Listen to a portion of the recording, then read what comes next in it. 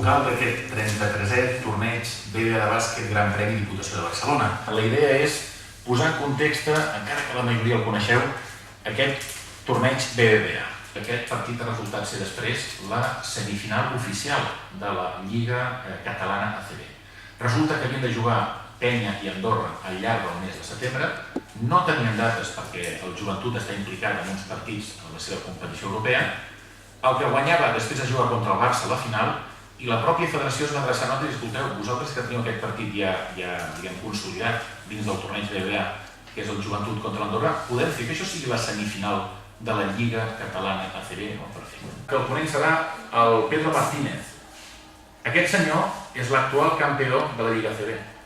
Pedro Martínez, que havia estat al Joventut, que estava al Manresa, aquest any jugava, era l'entrenador del València, per cert, el van tenir en València en el circuit de temporada l'any passat, i li va guanyar la final de la Lliga ACB al Real Madrid, si seguiu fa diverses setmanes, i és per tant l'actual campió de la Lliga ACB i serà el ponent del clínic d'entrenadors. Moltes gràcies per estar aquí a la presentació del torneig de Sant Julià. El grup de BBVA està molt content de poder donar recolzament a aquest torneig. Per això parlaré jo mateix, que soc el cap de zona, està la Isabel i l'Eva. Estem molt contents perquè és un torneig que a part dels valors de l'esport, que representa l'esport, com la tenacitat, l'esforç, el sacrifici, també uneix altres valors com els que representen el voluntariat. I són uns valors que s'identifiquen molt bé amb els valors que el grup de BBVA vol transmetre a la societat. També estem molt contents i ens agrada molt participar sponsoritzant el torneig perquè ens agrada estar propers a la gent. I és un torneig que està molt arrelat al territori, a la comarca, a 4 comarques ja. Com a Ajuntament estem molt contents. Per nosaltres el torneig és un esdeveniment de primer ordre que pel municipi és molt important, on es volquen tots els sectors del municipi. Per tant, es volca d'entrada l'organització, gent vinculada a Sant Julià, sigui habitant tot l'any o col·laborant pel torneig, però que queda clar que és un grup de gent implicada en Sant Julià de la Torta. També pel que fa als voluntaris, tota aquesta quitxalla que avui ens acompanya, que penso que és molt bona idea, us agraïm també que vingueu a la presentació perquè realment ells com a voluntaris, com a voluntàries es fan seu el torneig i per tant això fa que el municipi el visqui amb molta intensitat.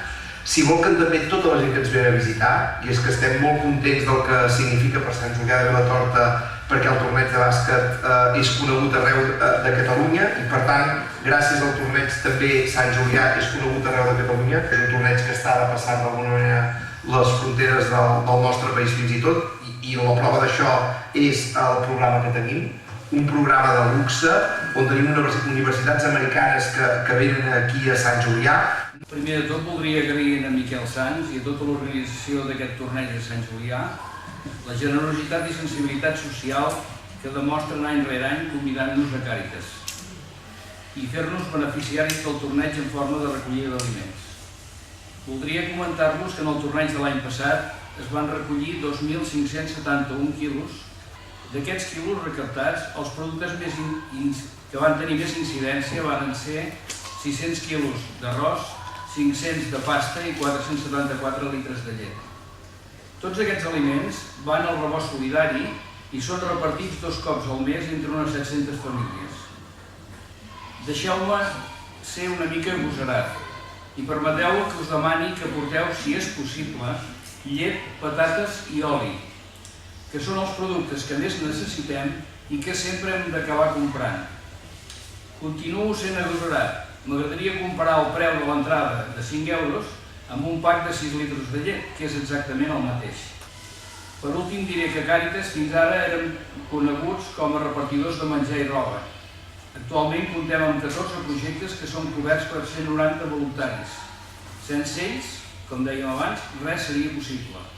I actualment, gràcies a que hem creat un departament de comunicació i els mitjans locals, diaris i televisions, que ens ajuden a difondre la nostra tasca, i també a tots els convenis que estem signant amb les diferents entitats de Vic i comarca, podem donar una més difusió i comunicar millor el que es fa i on destinem els diners rebuts sempre d'empreses, particulars i fundacions.